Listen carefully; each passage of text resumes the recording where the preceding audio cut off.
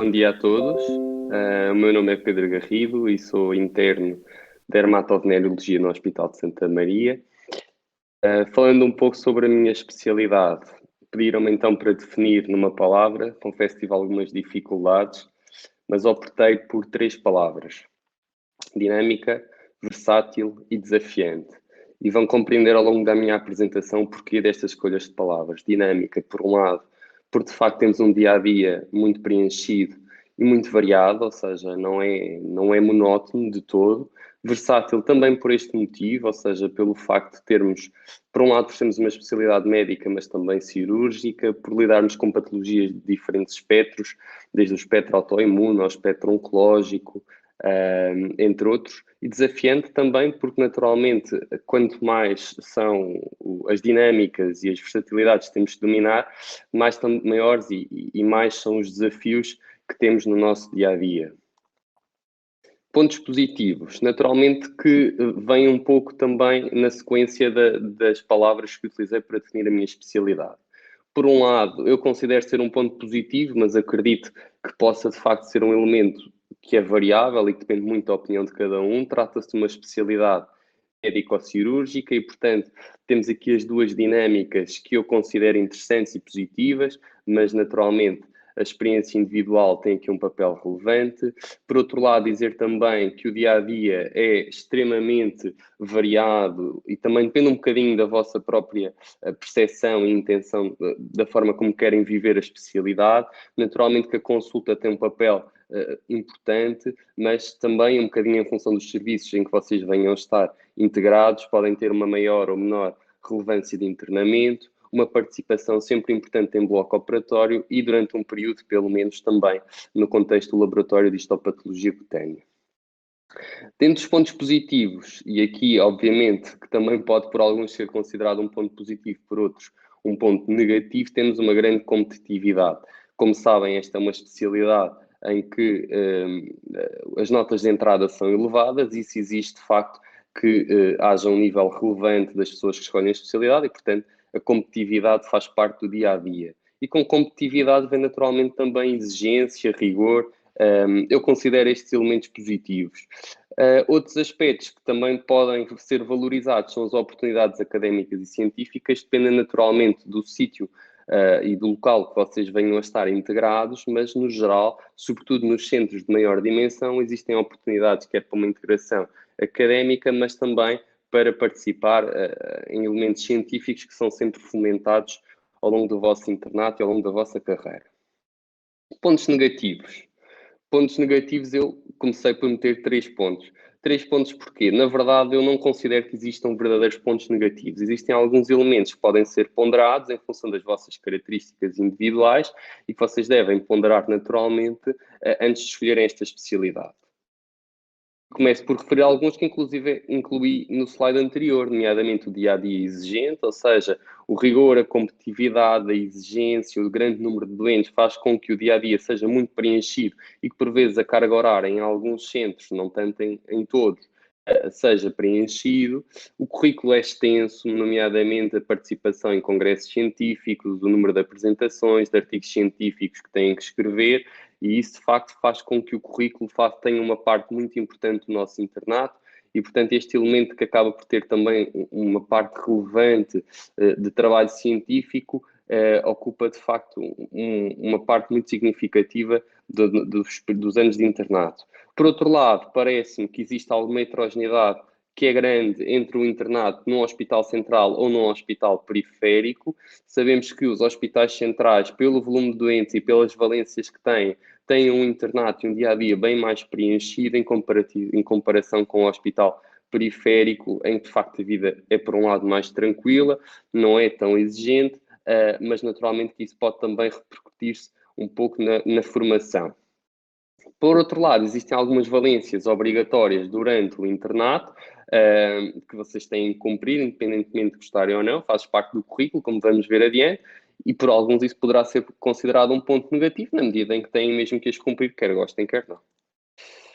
E, portanto, o internato, vou agora explicar um pouco o ponto que referi anteriormente, são 5 anos. O primeiro ano é composto por 2 valências obrigatórias, 6 meses de medicina interna, 6 meses de cirurgia geral.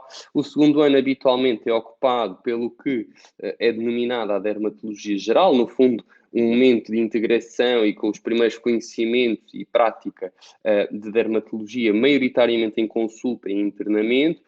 E depois existem um conjunto de valências nas quais se inclui a cirurgia dermatológica, a dermatologia pediátrica, as infecções sexualmente transmissíveis, a alergologia cutânea, que de facto têm que ser definidas em função do vosso internato, em função também das vossas preferências, sempre que possível, e portanto aqui há algum espaço para alguma versatilidade, sabendo que naturalmente vocês têm que cumprir estas valências porque elas são obrigatórias. Existem 6 meses ao longo dos 5 anos que são opcionais, em que vocês podem escolher um pouco algumas áreas de diferenciação, ou por outro lado complementar algumas lacunas ou alguns elementos que vocês achem pertinentes para melhorar um pouco os vossos espaços de aprendizagem ao longo destes 5 anos.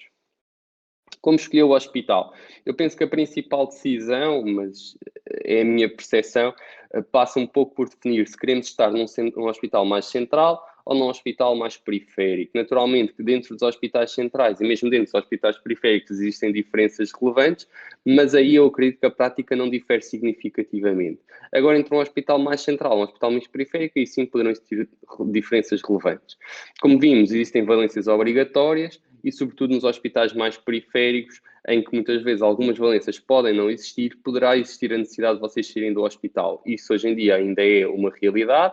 Muitos dos internos têm muitas vezes que mudar de cidade e que se deslocar para outros locais para conseguirem completar todo o seu internato, e eu acho que este é um elemento de ponderação.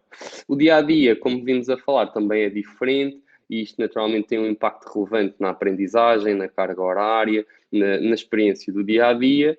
Naturalmente também que entre um hospital central e um hospital periférico, os próprios espaços físicos, as tecnologias, os materiais disponíveis podem também divergir um pouco, e até as oportunidades académicas e científicas, em que naturalmente num hospital que tenha agregado uma universidade, um centro de investigação, que por norma são os hospitais mais centrais, as oportunidades quer académicas, quer científicas, à partida serão maiores.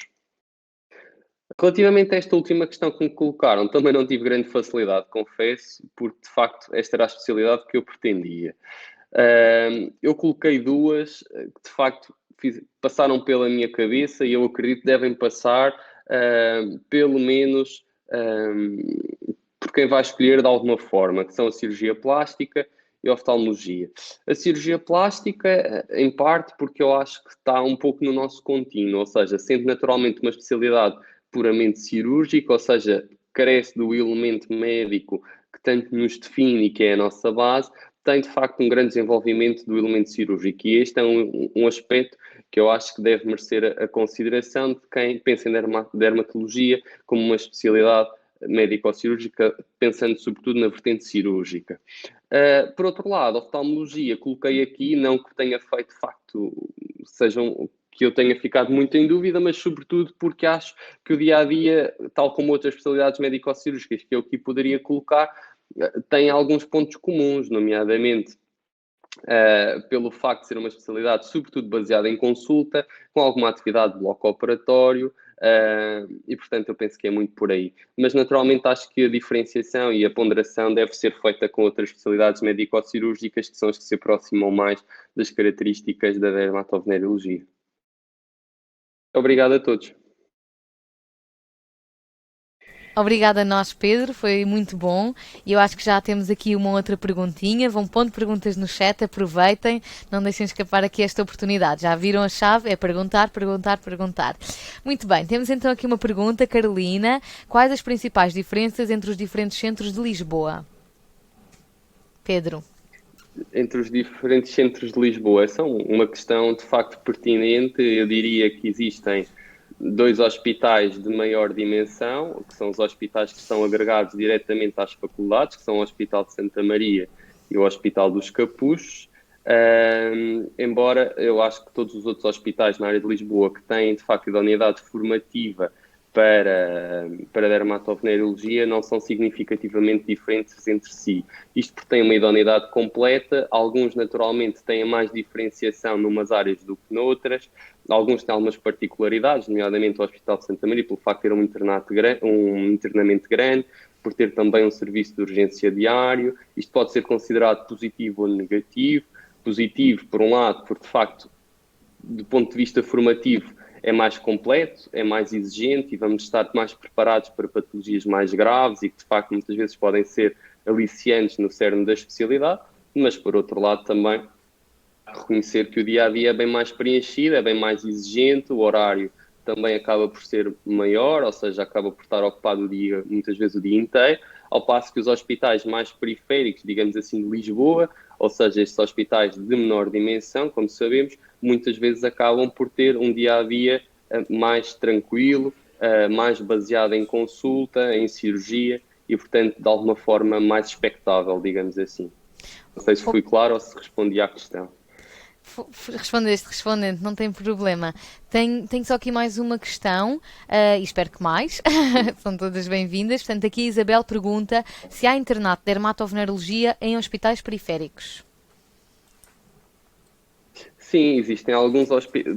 Eu aqui por hospital periférico optei por definir um bocadinho todos os hospitais que saem deste grande central, que são estes hospitais maiores, nomeadamente o Hospital de Santa Maria, o Hospital dos Capuchos, o Hospital de São João, o Hospital Universitário de Coimbra, que no fundo são o cerne são os grandes centros, digamos assim, ou seja, há hospitais mais pequenos, nomeadamente hospitais distritais, que têm alguma capacidade formativa. Recentemente existem internos em Leiria, por exemplo, existem hospitais também, e aliás, existem internos também em Santarém, são hospitais mais pequenos que muitas vezes não abrem vagas anualmente, naturalmente, porque também não têm uma idoneidade completa, mas que têm de facto capacidade formativa e acabam muitas vezes por ter um internato muito bom, porque os internos acabam por poder escolher os locais onde vão fazer cada um dos estágios e, portanto, acabam por ter um internato de boa qualidade. Mas sim, existem. Perfeito, obrigada Pedro. Acho que já respondemos aqui às questões que nos foram colocadas. E mais uma vez, obrigada pela tua disponibilidade e por esta sessão. Um bom dia.